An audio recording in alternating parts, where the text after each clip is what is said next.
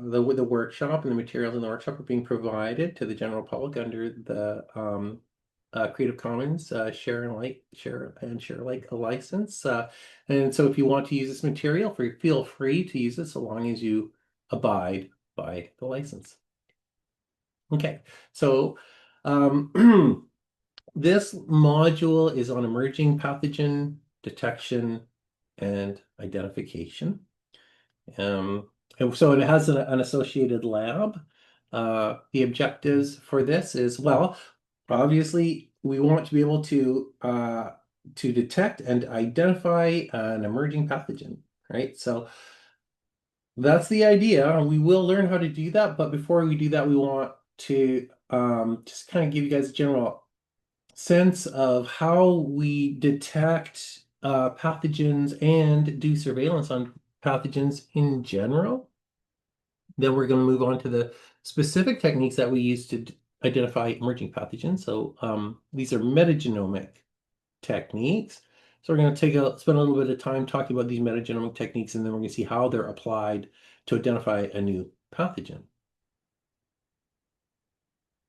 All right. So emerging and re-emerging infectious diseases, these are important, significant public health challenges, largely due to their unpredictable nature and their potential for widespread impact. So, and just to get the definitions out of the way, so the emerging diseases are the ones that have not occurred in human hosts in the past, and re-emerging diseases are ones that have, but have been on a decline, and then have a resurgence. So, we'll take a look at a couple of examples here. But regardless of whether it's an emerging disease or an emerging or re-emerging disease, both of them have they exhibit these characteristics of having a rapid growth in the total number of cases and the number of distinct geographic areas where people are getting sick. So in this graph, the little chart timeline on the right here, you can see a history of emerging and re-emerging infectious diseases over the last 2 decades, well, from 2000 to 2020. And so there's about 10 here in a space of 2 decades. So, what we could say here is that they do occur, with regularity, even though we don't know when the next one's going to happen, but we do know that there will be one. And well, they can vary dramatically in their impacts. So, for example, SARS over here, the first SARS, which emerged in 2002, originated from bats, thought to be originated in China, and but that caused about 750 deaths and was contained using standard public health measures. COVID-19 here on the other end is also, so they're both beta coronaviruses, but one caused only 750 deaths. The other one, COVID-19, has caused over 7 million deaths. So this scale here on the y-axis is a log scale here, right? So 750 deaths versus 7.5 million deaths. You can see there's a big range of impacts. Interestingly, these are SARS and COVID-19. So this is SARS-CoV-1 and this is SARS-CoV-2. They're both labeled as emerging rather than re-emerging. But I mean, why aren't they re-emerging? Does anybody want to hazard a guess? And I remember I can't see you, so if there's someone who wants to be a guess, take a guess. I'll need some help from a TAR instructor.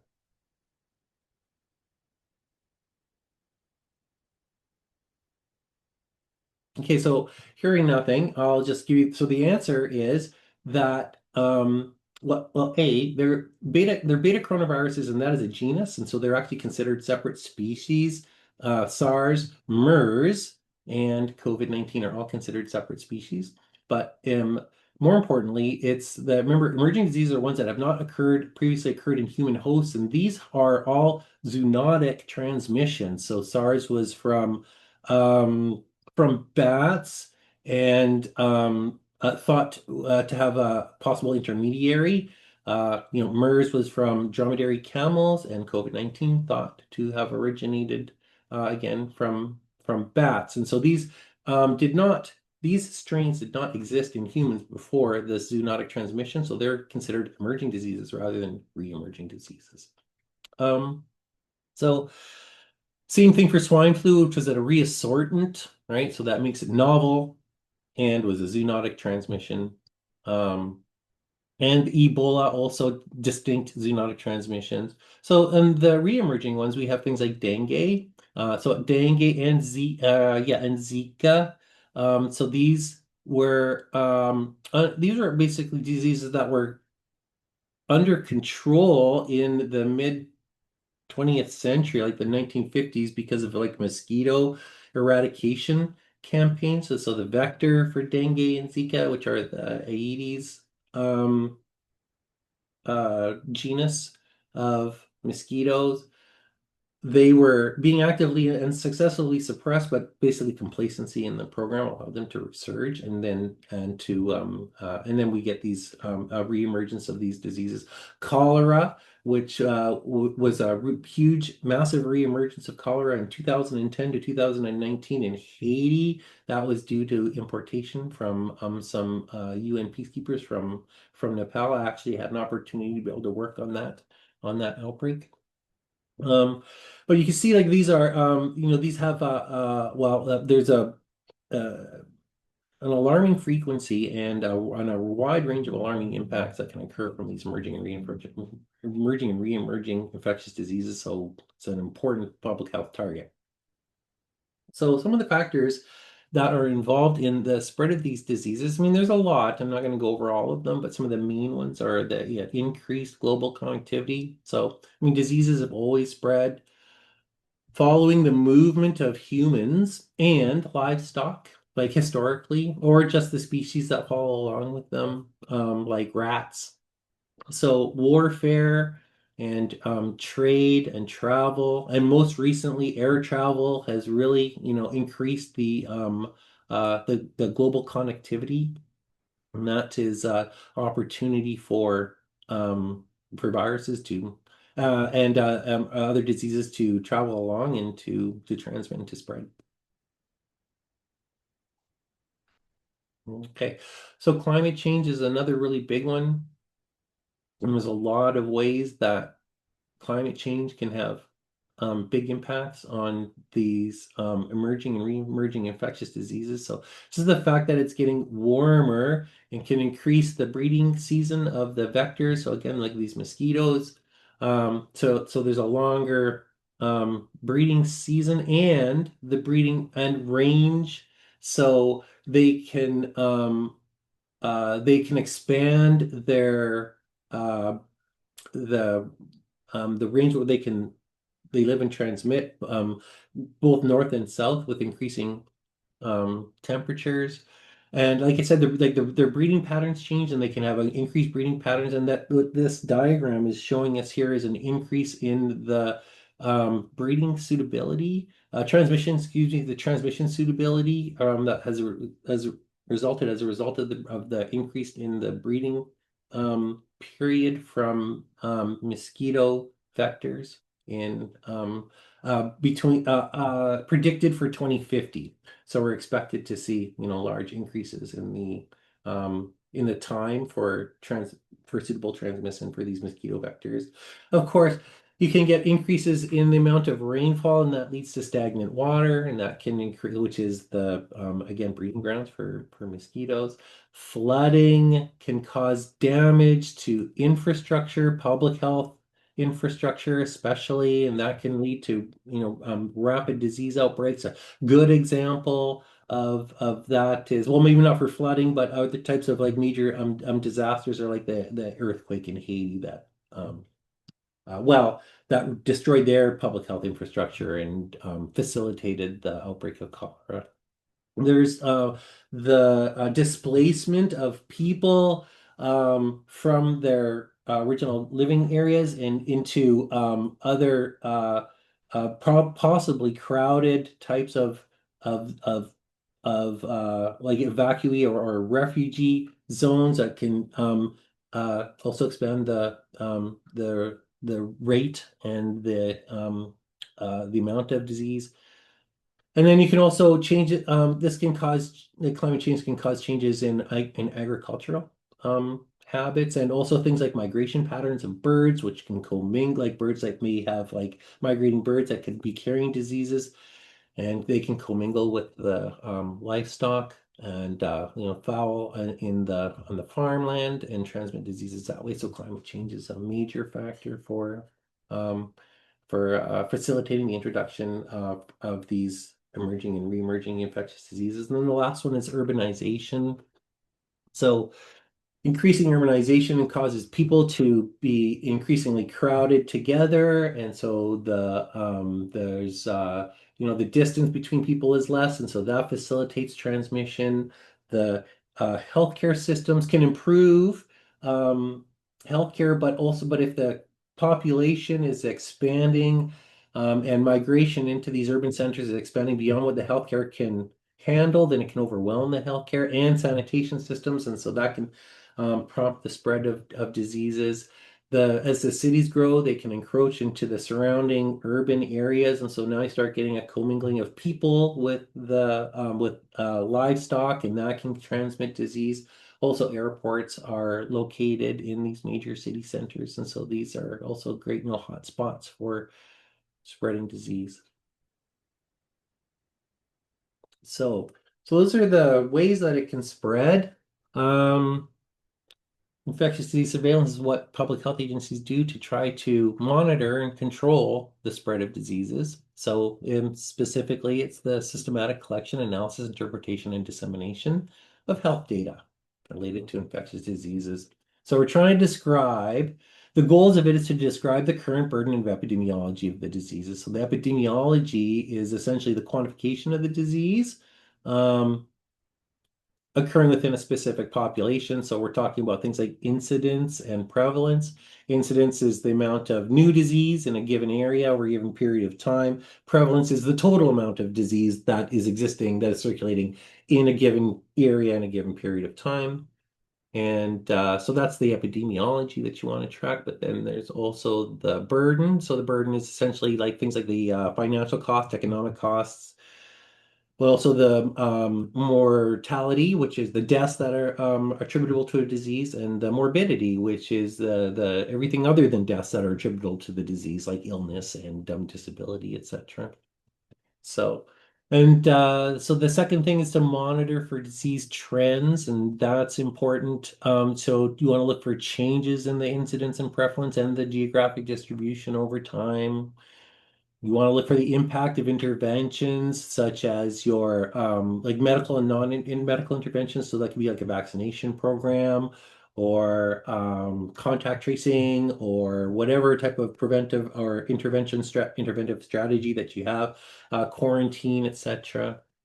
Um, and the you can monitor against your strategic goals. So when some public health agencies, they all have these strategic goals for different pathogens, and they fall into these three main categories. So one is control, like malaria, right? We haven't eliminated it, but we want to be able to get it under control and to have it basically spreading at a low amount in acceptable levels. That's control. There's elimination strategy. So that would be to try to get rid of it completely within a certain, like a country or a certain area.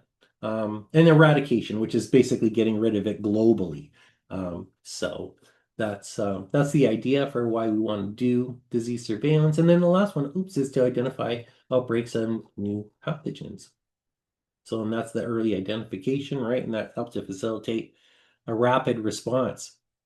And so we can categorize infectious disease surveillance in many different ways. You can slice and dice it up different ways, but in general, probably the best way to describe it for this lecture is into disease specific, syndromic, and event based. So the disease specific is a surveillance of specific pathogens, right, or syndromes in the population.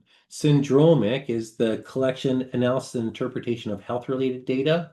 Um, And so it's an indicator of something, but you don't know what it is specifically. And then there's event-based, which is essentially just like monitoring for like non-formal, like unstructured sources for information about possible emerging diseases, like a report of people falling ill in a certain country with a certain type of symptoms. Okay, here's kind of how they link together. So, I mean, there's a lot of overlap between syndromic surveillance and disease-specific surveillance, but they do need to take information from different sources. So, I mean, so for disease-specific, the laboratory data is going to be things like the subtyping information or antimicrobial resistance data. So this would be data that's coming from public health labs and also from hospitals and from their labs. But in addition to that, there might be just things like notifiable diseases. That's a specific disease that would go into a disease-specific surveillance system. And there's syndromic surveillance. That's going to be getting, well, it's would be it's syndromic surveillance is going to want to know what stuff is circulating out there, but the stuff that it's going to be concentrating on is going to be like less specific. So it's going to be things like medical records, um, and like hospital visits and that type of thing, visits to pharmacy, sales of of drugs is part of syndromic surveillance. So demographic data also. So the age and sex and location, these are important for disease-specific surveillance. This is all the metadata that Emma has just been showing you that we need to attach to a record. But demographic data is also important for syndromic surveillance so that you can want to know things like, okay, well, there's a large increase in visits to the hospital in this age group, people between like under 5 with these symptoms. You can use that type of information to help make probably an initial identification that it may be RSV versus influenza or something like that. So so they all kind of work together. They're collecting, information from different sources. Some of those sources feed more than one type of surveillance system. But what's important to note is that for syndromic surveillance and disease-specific surveillance, they both involve structured data, and this is the metadata that Emma's been showing you. And but for event-based data, you have it's unstructured, so there's no ontologies or anything like that. It's really just like, looking at news sites and certain websites, maybe Twitter accounts for people who are, like in like local regions that are doing their own kind of grassroots monitoring of the situation. So it's really just like a kind of like unstructured stuff. GFIN in Canada is an excellent example of event-based surveillance. So GFIN is the Global Public Health Intelligence Networks, and so it's a Canadian thing, but it serves the global public health community. And that's exactly what they do. So they monitor all of these different sources for signals of possible outbreaks. So it's there to give us early warnings of new diseases. So you can here see some examples of when GFIN made some important notifications. So COVID-19 was first um, detected by GFIN in December 31st, but was first reported in WHO outbreak news in January 5. So predates like official sources by a couple of days, by typically about a week, and that's what we've noticed for mpox as well. We know that there was it was reported in GFIN. I have a subscription to GFIN, so I see these things. It was reported in advance of the first official reports. So it's very nice thing to help us get prepared for responses to try to control these emerging and re-emerging diseases. There. Of course, yeah, once you get the early signal, that's important for you to do all of the follow-up, which includes things like the lab tests, right? And in this case, For example, for COVID-19, one of the most important lab results was the whole genome sequence, which was published in February 3rd and was the um, basically the main resource used for surveillance of SARS-CoV-2 and also for the generation of the vaccines that we use to protect us from this disease. All right, and so now we're going to start moving in a little bit more into the nitty-gritty of disease-specific surveillance. But before I do, maybe I'll just take this opportunity to pause and ask if there are any questions that I can answer. Noting that I can't see your hands up or anything. So if you have a question, and it is a small group, so feel free to ask right in the Zoom, or if you want to type it out, then maybe one of the TAs can help relay it to me. Eric, can I But ask a quick question? sure. It's a very basic question, probably, but I wonder if there is any threshold that, or how much of increase in a disease you would say that there is like an outbreak, or it alarms you. So, like for any of these infections, right? So, how much increase over the trend, over the days or months, or any type of the time interval that you measure it will alarm you that, okay, there is something happening here, and that's needs to take care of. So that's a good question, and I don't have a good answer for you, but essentially, I don't think there is any kind of like hard and fast like rule of thumb. Like people aren't Of looking course. for, rates of increase or anything to say if it passes a certain amount, it's an outbreak. Typically, well, what's happening is that you have like certain like these surveillance that's going on for these most diseases that we're on the lookout for. We're reporting up into these like either national or international public health bodies, and if they see increases, then they will gather expert working groups to look, and if they make a determination that it is growing at a to the point where it is worthy of being called an outbreak, then they will do so and they'll make the announcement. But I'm not sure that there's any. There probably are some, maybe some rules of thumb or something like that that they use, but I'm not aware of what they are. I mean, there are rules for what is enough to trigger an investigation, right, Gary? So like Oh, yeah. a single polio case is enough to get people going, but other things it's much more statistically elevated rates, right? Yeah, that's right. I mean, and so what you might be thinking about is something called a public health event of international concern, right? And so this is basically what is being announced by the WHO when there is something that's a major pandemic. Um, so well, actually, that might be more than just an outbreak, but yeah, but so yes, there are and this is disease specific, but if we do see evidence of diseases or increases of diseases, but like within a public health agency, then we're going to there we'll have like informal in-house rules that will basically called triggers. Yep. Right, so we have signals in surveillance and triggers, right? So we're always looking for things, and if we these signals Yeah. of a possible disease, and so either in something that we're continually monitoring, an endemic disease that is suddenly surging or something, or a possible emerging or re-emerging disease, but so what the triggers are different and what constitutes a response, but because they are disease specific, but that's essentially that's how we roll. All right. Thank you very much. Okay. Okay, so I'm going to move on because you have a lot to cover. So, yeah, I'm not going to talk anymore about syndromic surveillance and event-based surveillance. I'm going to focus here now just on disease-specific laboratory methods for basically for gathering data related to pathogens that you can, use that's useful for surveillance and for detection and identification. Okay, so we're moving on. So we're just focusing on the lab now. We're gonna cover some of these different types of surveillances.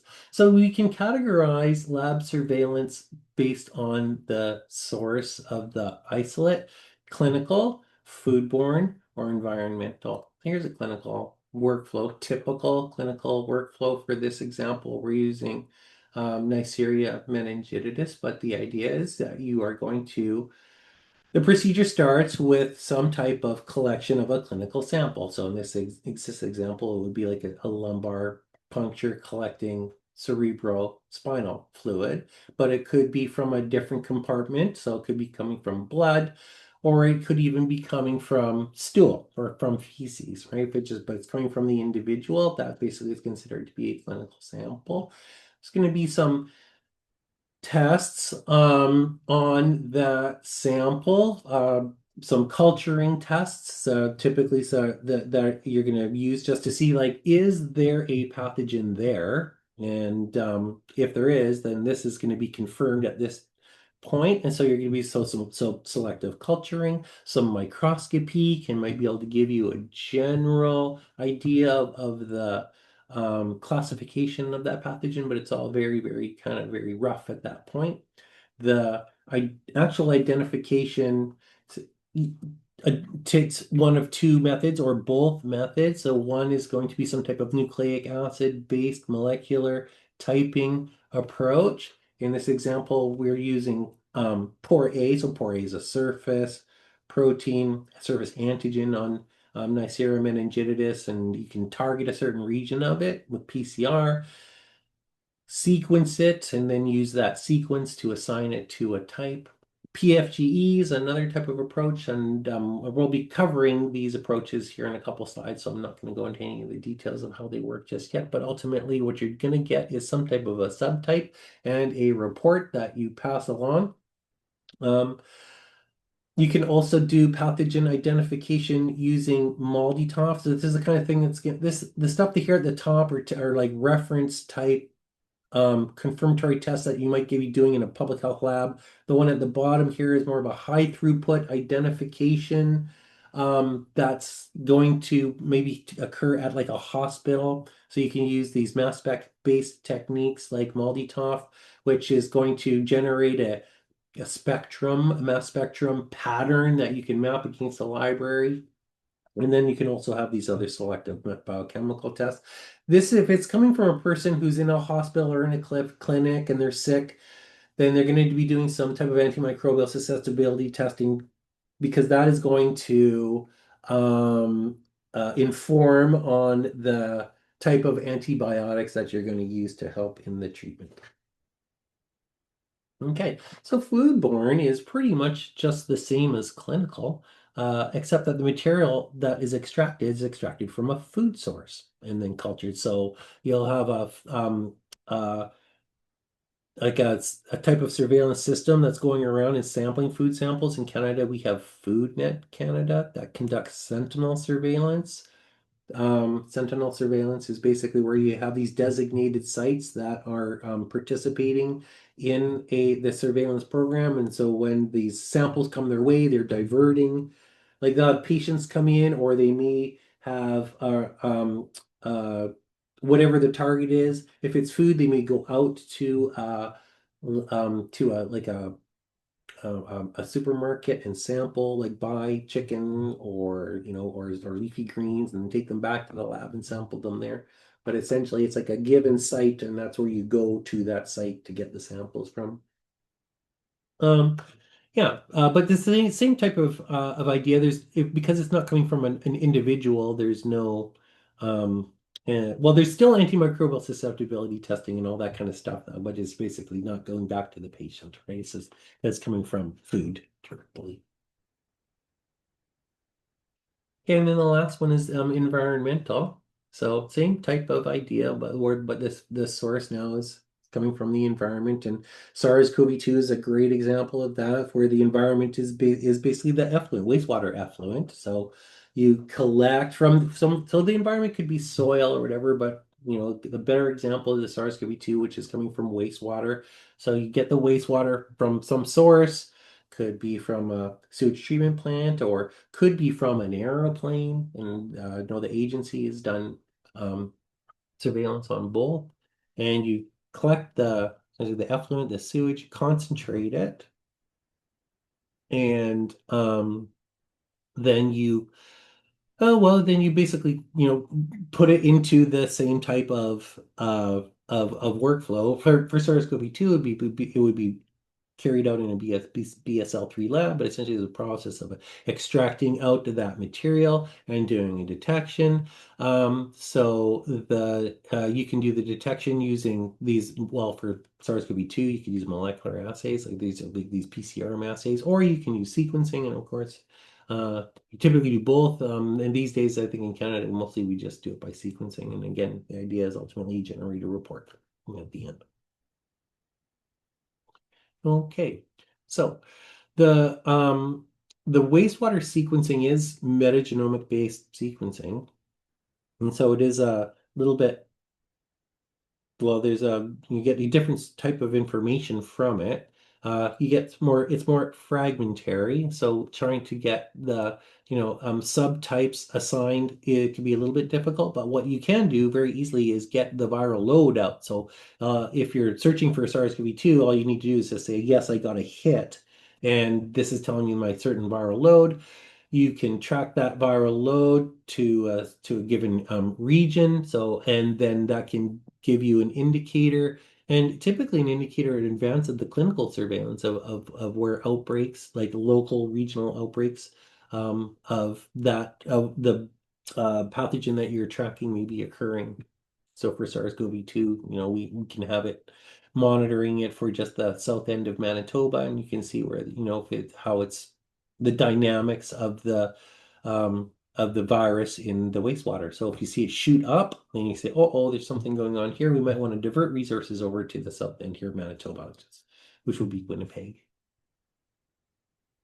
All right, so you can also get like the genotype and lineage data from wastewater, from environmental sampling, but because the nucleic acid data is so much more fragmented versus a cultured clinical isolate, it can be hard to type depending on what the typing scheme is. The typing scheme requires the entire length of the genome to be able to assign a type. Then you are in a tough spot if you're trying to assign a type from fragmented environmental data, right? But you can get partial matches, and sometimes you can get full matches, especially if the discriminating mutations that define that type are localized to a smaller region of the genome, like for example in the spike protein,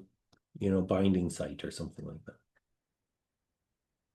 Oh, also, the nice thing about the, environmental surveillance, especially things like wastewater surveillance, is that you can be monitoring for many different things at once. So even though it's disease specific, you can we can have a wide variety of diseases that you want to be able to search for. So polio was detected using the Canada's wastewater surveillance program back in 2022.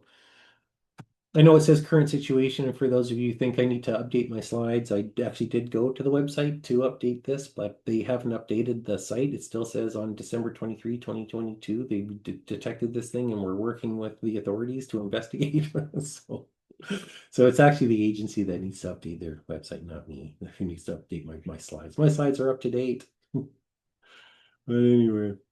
So wrapping it up, so we have our different, sources that define the type of laboratory-based surveillance that we do.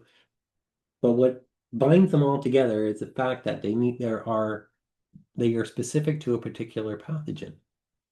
I mean, it's right there in the name, right? Laboratory-based pathogen specific surveillance. So, it involves culturing, isolation, basically the typing, and then its amplification of specific genetic material.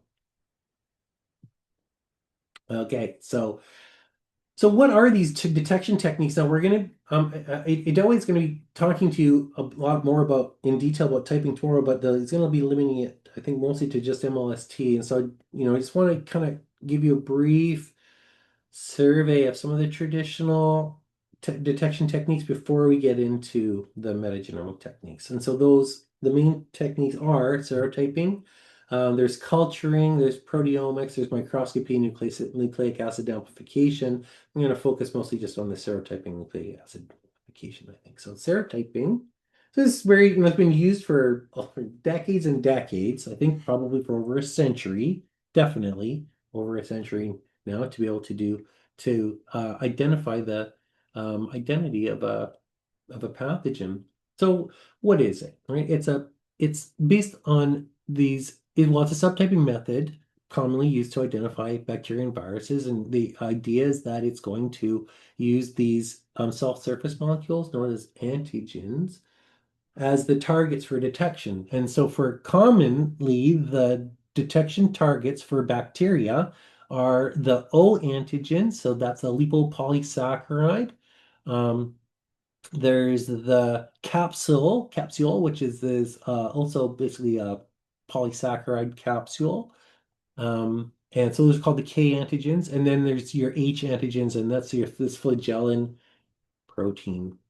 So these are your there's the toxins, you can type them, but that's not considered serotyping. That's called toxin typing because serotyping is trying to identify the organism um like that, and to type an organism based upon these antigenic features.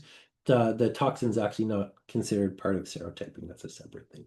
But you have all of these different serotypes, and you can have thousands of them. So Salmonella actually, which uses a combination of the O and H, has 2,500 different serotypes. So um, so there's quite a lot of them, but the idea basically is you can take your anti-sera, which is your antigen that has been grown up specifically to detect that certain antigen allele, and you co-incubate that with your pathogen. So if it finds it, it will bind to it and it will create this network that becomes visible on this is called agglutination and becomes visible on this agglutination slide. So if you see that agglutination, then that is your indicator that you have um, that antigen present in that spot. So yeah, but it's so you get this type, and you can get a pretty high resolution type. It's not as high as you can possibly get, but it's decent. And the serotype data can help link your cases to a common source, right? And to support, well, to detect patterns like temporal patterns or geographic patterns or patterns within the population data that you have access to. And that information can be used to guide your public health intervention. But it's worth noting that so Salmonella has something like 1,000 different flagellin alleles and something like 40 different O antigen alleles. And the number of anti-sera, like the that you need to maintain, which you grow in rabbits, right? So you essentially need a rabbit farm to be able to maintain all of the different anti-sera. So there's that something like 150 different antigens that are the main antigens for salmonella that you need to maintain. So, public health labs will have like these just these rabbit farms that are being used to grow these antigens so that you can do serotyping, which is just like there's a lot of overhead involved. And so the in silico serotyping is largely replaced serotyping, but it's important historically to note that serotyping is a traditional molecular typing technique. Okay, so then there are these restriction digest-based methods.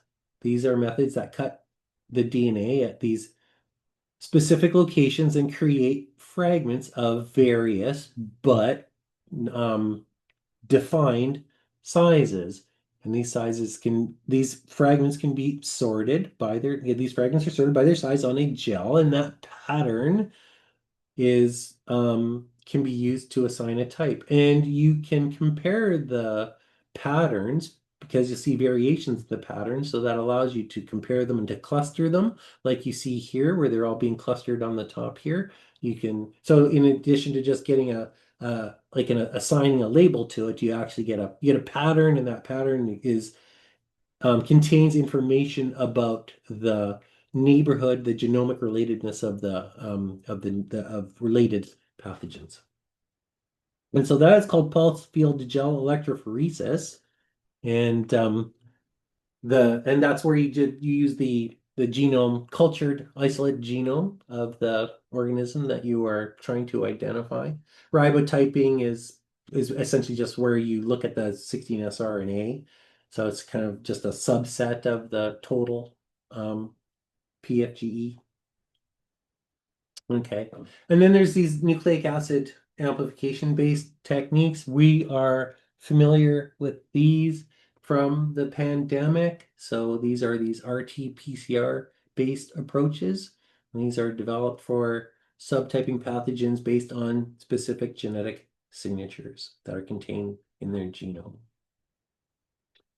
Okay, and so the common method for identifying them is called real-time quantitative PCR, RT-qPCR.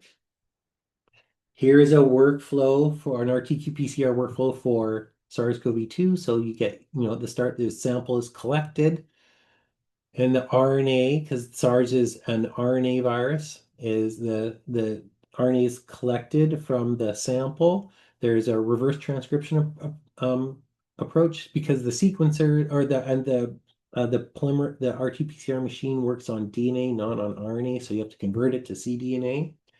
Then you can apply primers on your target region and a special probe so we're looking at this part over here as the polymerase extends the nascent strand onto the template strand, it will displace this probe, and the probe contains a fluorophore, which is quenched when it's bound, but it is excited when it is free. So you will essentially create a signal, a fluorescent signal, if you have that target present in your target material.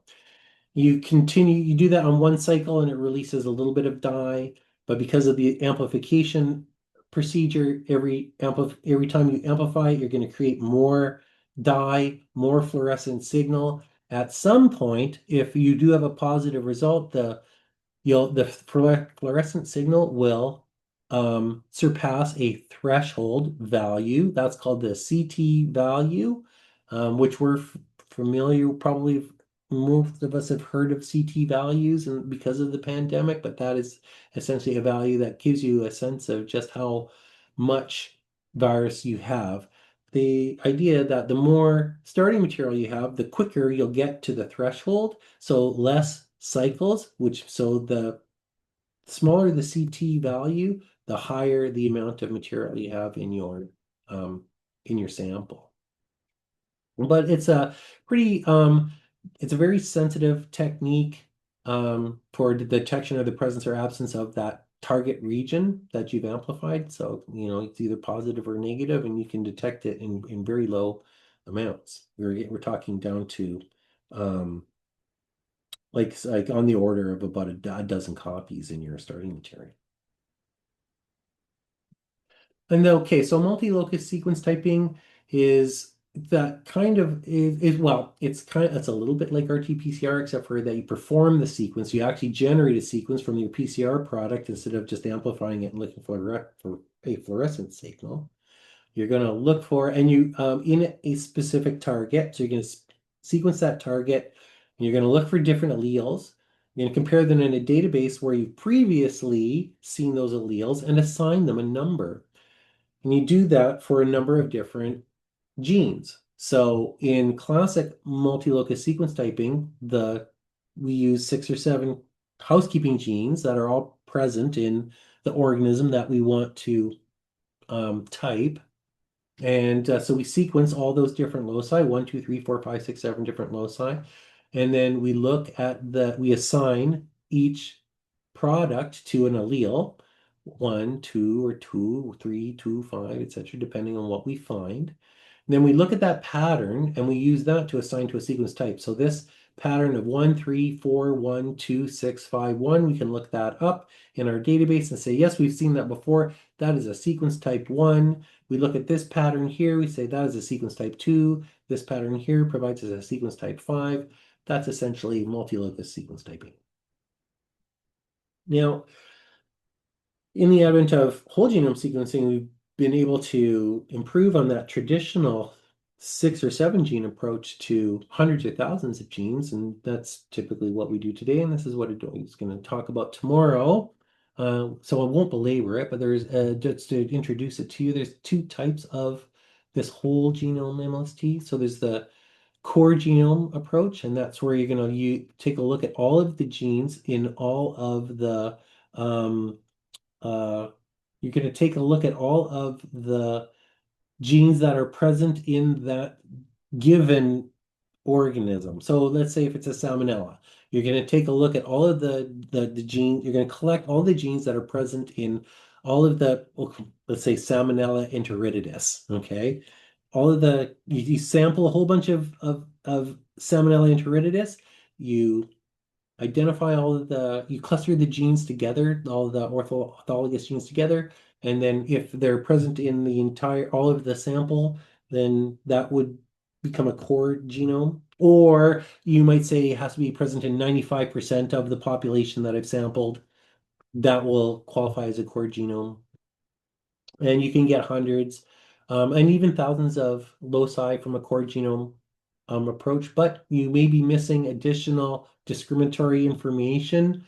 So if the core genome approach is not high resolution enough, and you could use a whole genome approach. And so in a whole genome approach, the idea is you're going to extend it beyond just the core genome, but into the accessory genome. So these are going to be stable accessory genes, can be things like the AMR genes, or common plasmids even. But they don't have to be present in the entire collection that you're looking at, right?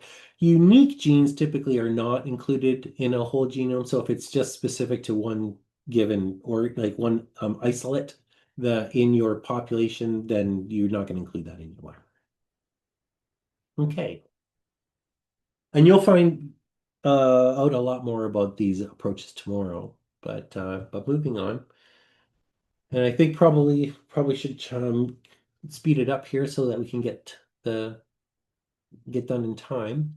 It will go faster for the last half here though, but so anyway, so that is our survey of our traditional diagnostic methods for pathogen detection. These serotyping and these nucleic acid-based approaches, and they both have this advantage of having high specificity. So that means that if it's in there, you're gonna see it, right? And even these approaches, if you design it the way that you want to, even a single like amino acid difference or a nucleotide difference could be enough for you to discriminate it. So it can be extremely highly specific, or depending on how you tune it, you might want to make it so that it's, so that it can handle the occasional mutation. The problem with these traditional methods, though, is that they're rigid, and what I mean by that is that you can only test for what you know. You design these tests based upon examples that you've seen in the past. So your RT-PCR is going to be based on some type of reference sequence, or your antigen, your anti-sera is going to be based on a previously identified and cultured antigen. If there's enough divergence away from your emerging or re-emerging disease from your existing detection reagent or strategy, then it will not be able to detect it anymore. So it is in there, but now you can't detect it. So so it has basically a problem with its sensitivity. And so that's what I'm indicating here, where you have this, if you have enough diversity in there, then your reagent can no longer detect that target, even though it is in there. Okay, so in those cases, then you need to have a more unbiased approach that does not require prior knowledge for you to be able to do the detection.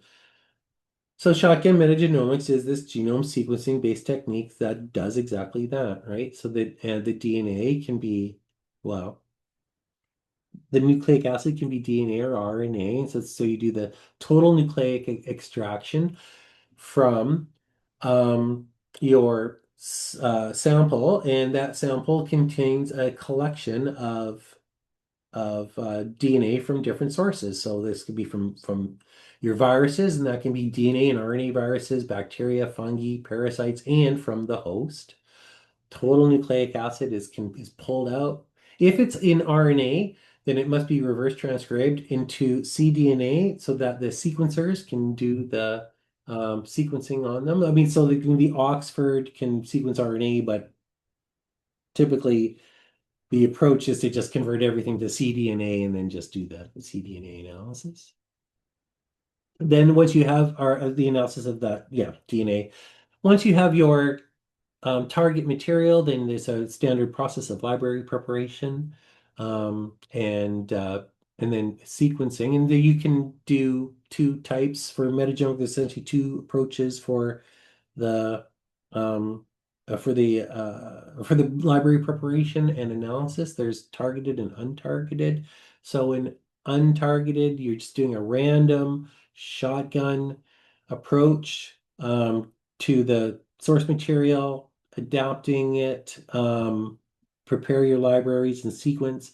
With targeted, you're excluding everything except for a specific target that you've identified in advance. And for metagenomics, a common example of that is going to be the 16S RNA operon or gene, excuse me. So this would be deep amplicon sequencing of just the variation contained in a single locus, right? But for our purposes, we are going to be focusing on the untargeted metagenomic shotgun sequencing. Before we do, let's just compare the standard genomic sequencing and compare that to metagenomic sequencing. So the standard genomic sequencing, we refer to that as culture-dependent methods, and the metagenomics as culture-independent methods, obviously because one requires culturing and the other it does not, right? So when you're doing culture-dependent methods, you are going to get a pure culture and an isolate in a single genome that is, well, straightforward to analyze, but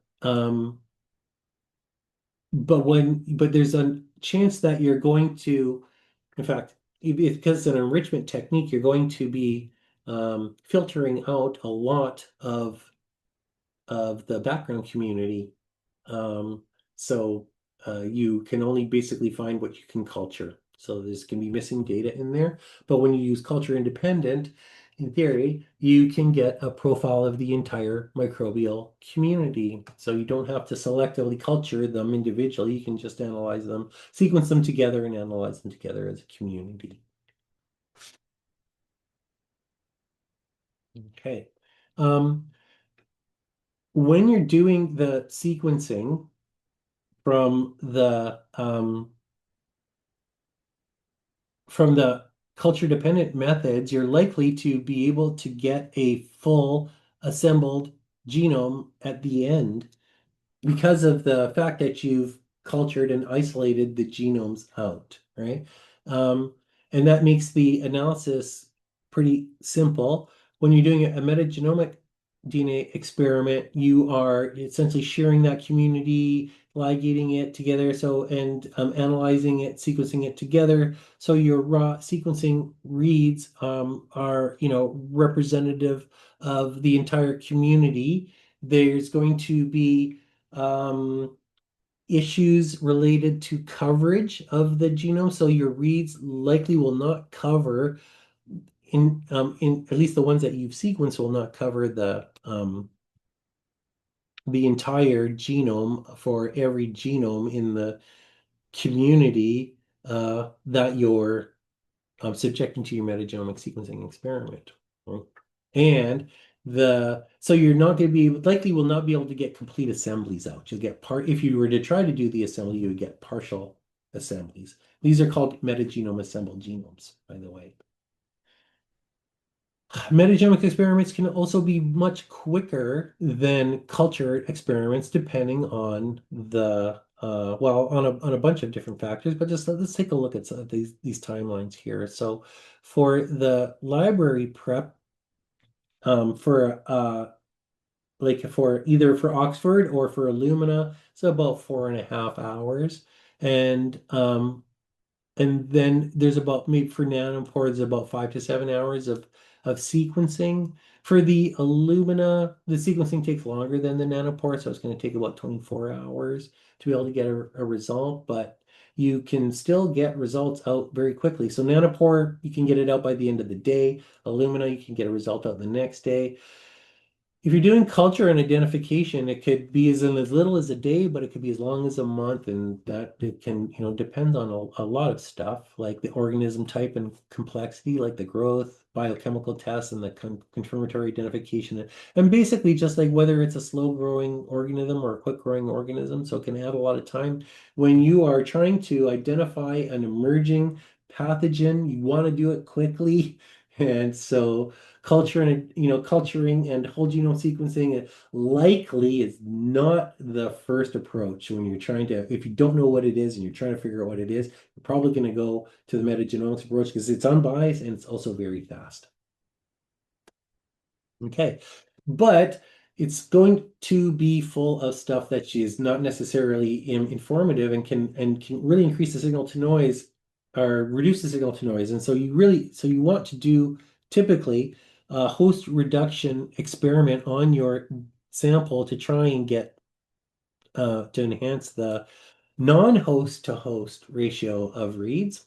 And that can depend a lot on the sample type. So if you have if you're working with stool, under 5% is host, so there's not much to reduce. But if you're looking at, for example, cerebral spinal fluid, over 99% of that is going to be host. Well, typically, right? And so there's going to be a lot of reduction that you're going to want to do, either in the lab or in silico after you generate your data. But if it's just a small amount, like under 5%, you might want to just use a lab or an in silico approach. But if it's over 99%, then you might want to use a laboratory-based approach because just because the in silico because of just the cost and the expense of just wasting a lot of effort, time, and money on sequencing just the host, right? So anyway, if you do wet lab-based procedure,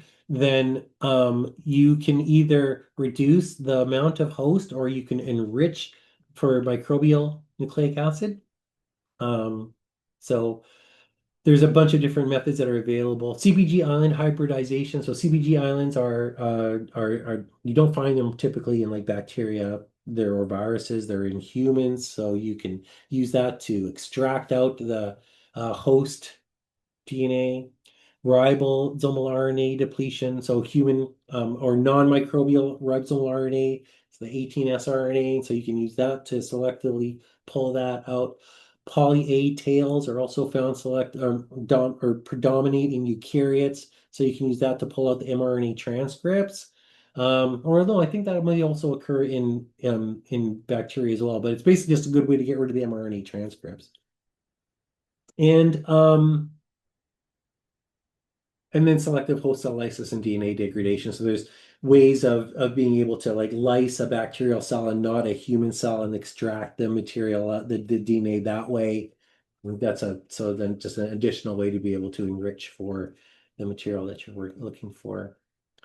Contamination is a big problem you're going to want to have to deal with. And so external to the sample, these can be introduced at all the different stages of sample preparation and can come from many different sources, like the reagents, the equipment itself, from lab coats or lab workers. I mean, we've seen this before, where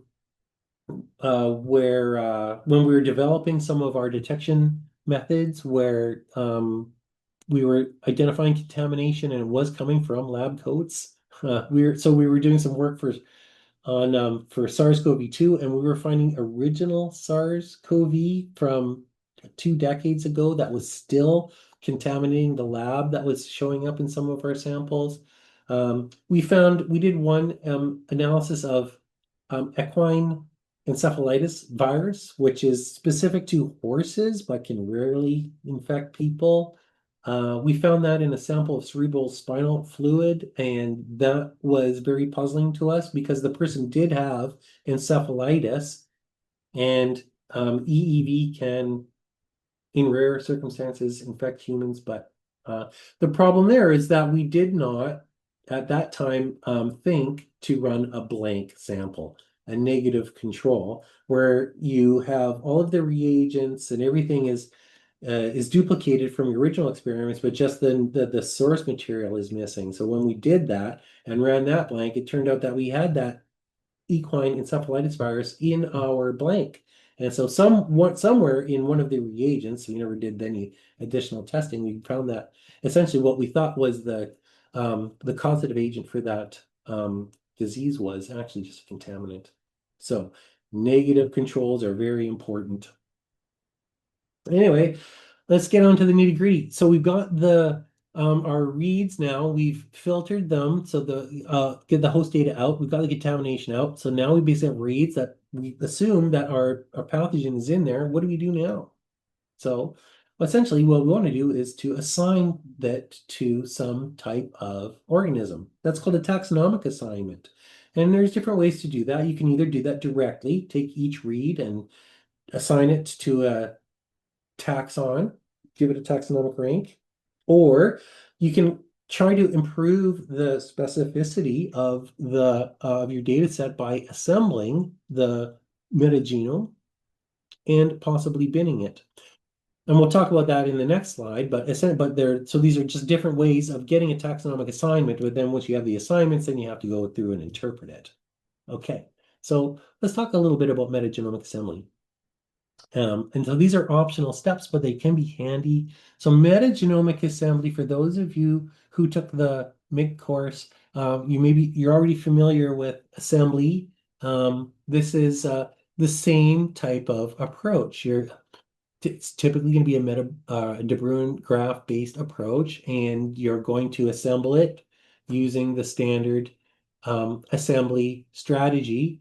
But the graphs that are generated are much more complicated, much bigger, and the uh, I'm forget what else. There's some other complications for working with, oh, the coverage issue. You have that variable coverage, so you're not going to be able to cover an entire genome. So both of those kind of like those nuances are things that are over and above what you're normally taking into account when you're doing a regular assembly. So these metagenomic assemblies basically are taking into account that variable coverage, like community of more than one of genome in the community, and just the fact that you generate really, really complicated assembly graphs that you're going to have to be able to navigate. But at the end, you get the same thing that you get if you just assembled a single genome. You're going to get these assembled contigs, but those contigs come from different genomes. And so once you have the assembled contigs, there's this additional binning step where you try to group them together based upon some type of similarity. So things like the tetranucleotide frequencies, relative abundances, or codon usages are all these metrics that can be used to try to cluster them into these separate bins. And the bin is essentially is to try to get it into to a single genome. So these came from a single genome, and so the bins correspond to to your taxonomic assignment, right? That you do down here. I mean, the gene prediction and gene annotation are some that are not really important for us, but there's things that you can do once you have a metagenome assembled genome. Okay, there. Okay, so we have. Oh, there's a question. Well, more of a comment than a question, Gary. Okay. I was just pointing out to folks that if you're looking at AMR genes, you're going to lose most of them, especially mobile associated ones, in your mags and in metagenome assemblies because they assemble horribly. So just be aware if you're using that for those purposes, there's challenges there. Okay, all right, thanks, Finn. All right, so moving on. So we're in the process of trying to assign to a taxon. All right, and and that's so taxonomic assignment basically is where we take the read and and compare it to a database and try to assign it at a certain taxonomic rank, right? And so remember, I don't know if you guys remember um your mnemonic for remembering different taxonomic ranks, but I think it goes something like, well, it should be have kingdom up here, right? Maybe kings play cards on fine green silk. Yeah, and then there's subspecies, but but my mnemonic is kings play cards on fine green silk. So kingdom, phylum, class, order, family, genus, species, and then there's subspecies. So, but that's kind of the idea. Take the read, compare it to something where that read has been seen, right? That contains that read and has some type of a taxonomic assignment. So what's the best method? Well, there's a whole bunch of different methods.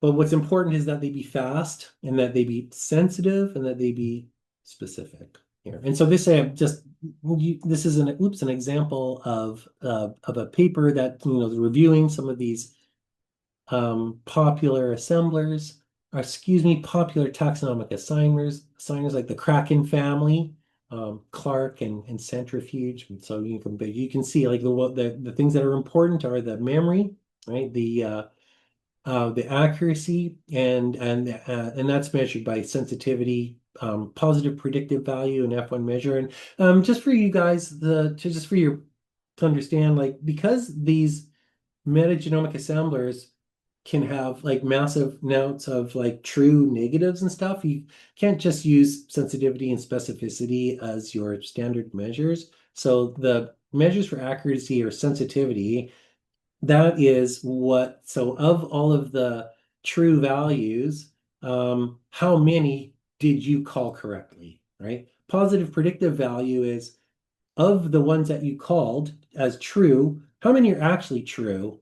And then F1 measure is, well, F1 measure combines both positive predictive value and sensitivity together to try to provide kind of like a balanced measure of both. Right. So, yeah. So those are what are used commonly to measure the performance of these assignment methods. But the important things that they're fast, sensitive, and specific. Fast meaning that they, and a low memory usage because you're assigning millions of reads, they have to be really fast. Sensitive meaning if it's there, you're going to see it, right? And then specific means that if it's well, sensitive, yeah, it means if it's there, you're going to see it. Specific means you're not. If it's not there, you're not going to miscall it.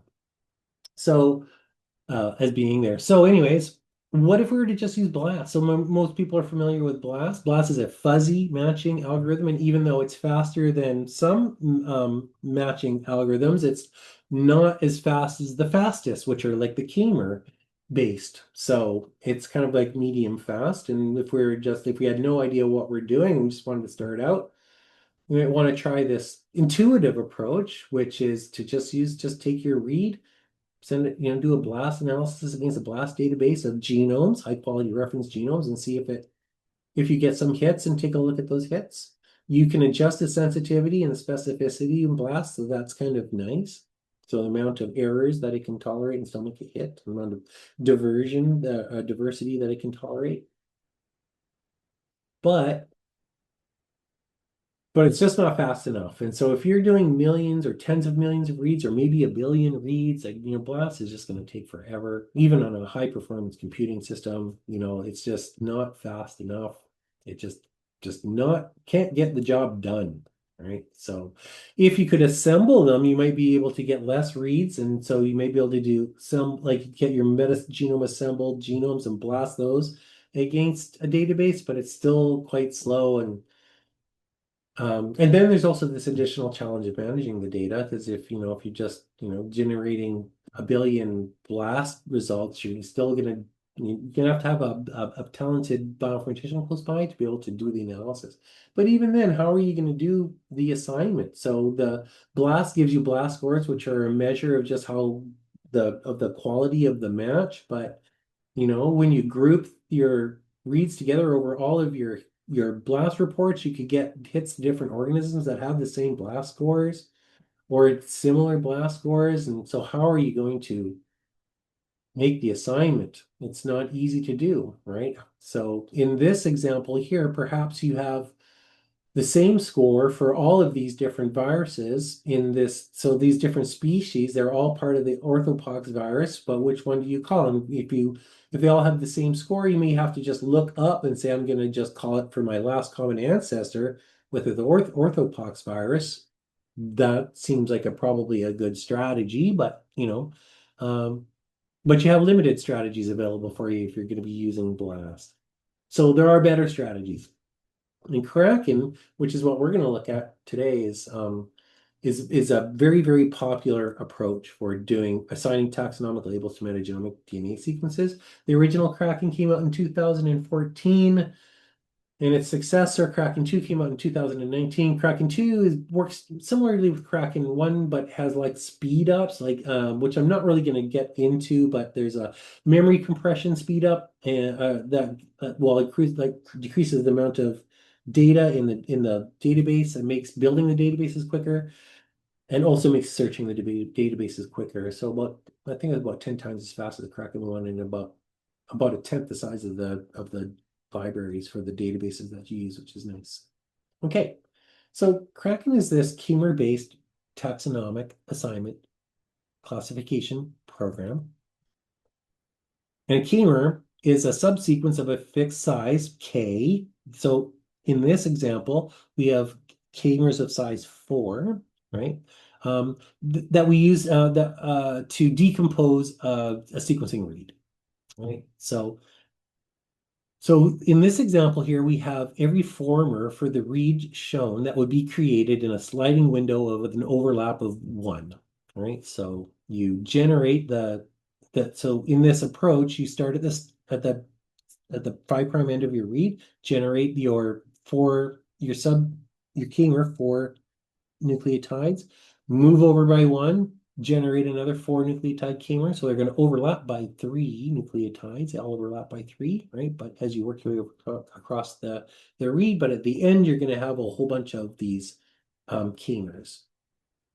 And the nice thing about these Kemers is that you can compare them to each other. And if you use an exact matching algorithm, then you can compare them to each other very quickly. So we're going to build a database based on these Kemers. And in our toy database, we're going to have 3 different taxa. So owl, turtle, and snake. These are the different reads for our different organisms. Some reads are common to 2 of them. So this read here is common to owl and to turtle, right? And some are unique. So this one is unique to snake. Some are common to all of them, right? So we're gonna just remember these are these Kemers that are coming from the reads, right? But we're gonna use them to populate a database. So the way that we're gonna do this is we're gonna take a look at the read, and we have our reads, we have our taxonomic tree that we've built up here, and we want to place the read into the tree at the most specific location that we can, the one that most uniquely describes a taxon or a group of taxa. So this read here is 100% specific to owl, which means we can put it right here. We assign it here and we say this is an owl Kemer. For the TTTT, this is unique to snake. So we put it here at snake. And for the AGAG, which is common to snake and turtle, we would put it up here and call it reptile, right? So that's its taxonomic rank. It would be reptile. So because we can't discriminate it any further, this is basically where it's going to go. For this TAAT, which is common to all three, we'd say, well, vertebrate or maybe chordata or something like that, right? But this is at the root of our taxonomic tree here because it's common to all of them. We have to place it up here at the root. So that's how we build our database. We take the genomes from these organisms, decompose them into k-mers, and then populate the k-mers at the position in our taxonomic tree that is most specific to that given taxon or group of taxa. So here we have our k-mers, we have our observations that we've made, and we've got our vertebrate, or we got our classification, excuse me, k-mer classification. Like that.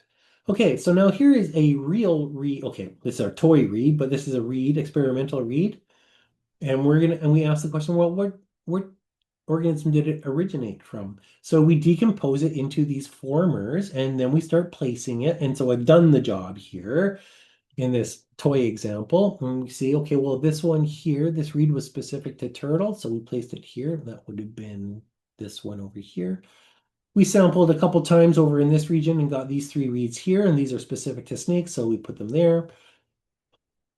We've got three reads assigned to snake, and then we've got this one read assigned to owl, and we also got one read that's assigned to all of them over here, so it's not discriminating against any of them. So we've got reads assigned, or k-mers assigned at different spots in our taxonomic tree. How are we going to make a call? Kraken uses this root to leaf path and chooses the one with the maximal weight. So it starts here, here's the root, it works its way down to the leaf, and it just starts counting. So 1 plus 3 is 4, right? Here, if we for the turtle, it would be 1 plus 1 is 2, and for the owl, 1 plus 1 is 2.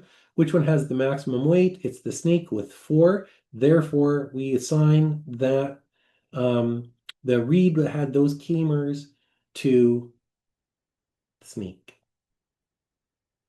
There, right? It originated from snake because snake had the most evidence. So there always evidence for other organisms, but the snake had the most evidence, so that's what we used. And yeah. So Kraken allows you to make, it comes with some pre-built databases, but you can also build your own database. When you do, it's important to take into account that the database design can impact the quality of the results that you get. So the completeness is one of the biggest factors that governing the sensitivity and specificity of your approach. So if you have missing sequences, they can introduce bias, or they can make it so that you're going to incorrectly assign it, right? Database accuracy, another one. So if you have misannotated or contaminated genomes, they're being assigned incorrect taxonomic labels. And then finally, the k-mer length. So if you have short k-mers, they're less specific, which means that they can match to more genomes, right? But they can also accommodate errors in the reads. Longer k-mers are more unique to a species, and so they have higher specificity, but lower sensitivity. So if there's errors or mutations between the read and the database, it will give you a false negative, even though you got the hit, right? So we didn't have frog in there, so in our database. So if we had frog DNA, where is it going to go? Well, it's kind of hard to say, right? It's complex, but we know that it would end up getting misassigned. This is our Kraken output. So this is you get it. It's essentially a table of output. So you're going to either it goes the read for every read. It's going to be classified or unclassified. You're going to get the read name. This is a taxonomic ID. So this is going to be the final taxonomic assignment. The length of the read. This says 151 and 151 twice because it's paired end reads. And then this is the lowest common ancestor mapping from each k-mer in each read to the number of consecutive k-mers that map to that tax ID. So the way to think about this is your read is going to be decomposed into a bunch of different k-mers, right? And some of those k-mers are going to match to a given taxon. And it's going to look at the overlapping k-mers that match to a given taxon. So this says 103 overlapping k-mers mapped to this taxon. And one k-mer that wasn't overlapping also mapped to this same taxon, right? So that's why you can have multiple k-mer numbers mapping to the same taxon because they're non-overlapping. But nobody wants to read this, right? So you want to be able to visualize and interpret your data, which is kind of the last little bit here. So there are programs that are available to do that. Corona is a program, common program that presents this hierarchical pie chart with all of your identified reads in there. And you can click on it and it will, it will expand the areas to reveal more, drill down in the hierarchy for you. So it's a very nice way to look at the relative abundance and the type of assignments that you got from your experiment. Pavian is this more recent package, so about 2019, that's specifically for emerging pathogen detection. So it's nice. It gives you the same type of plots like these hierarchical pie plots, but also gives you these heat maps and other tables. And these are called Sankey diagrams. Here, the one that you're seeing there, this kind of shows you how things are getting split up from gross sources into finely refined subsets. And what's nice about Pavian is that you can include your blank and you can subtract your blank from from your actual data, so that it can help out a lot with your interpretation, so that you're not mistakenly assigning the causative agents to a contaminant, right? Yeah. Oh yeah, and that's what this one says here. Okay, and so here's a protocol that you can use to perform an experiment to assign an emerging or re-emerging pathogen using all the stuff that we've learned so far. So you can take your reads and you well, you can do your host subtraction with, say, with a program like Bowtie 2, host subtraction. They use Kraken 2 unique. So that's the taxonomic assigner. We're just going to use Kraken 2. Kraken 2 unique basically is Kraken 2, but also just includes some of the kind of boosts the assignment by weighting the unique like k-mers that are unique to a given pathogen.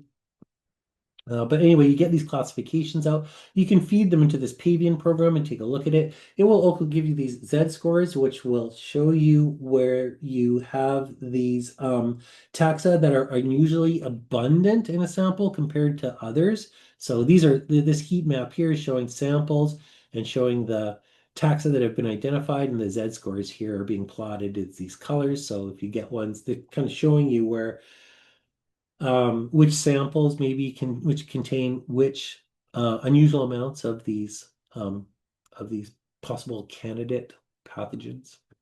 Yeah, we're going to use a simplified version of this though, and that's basically it.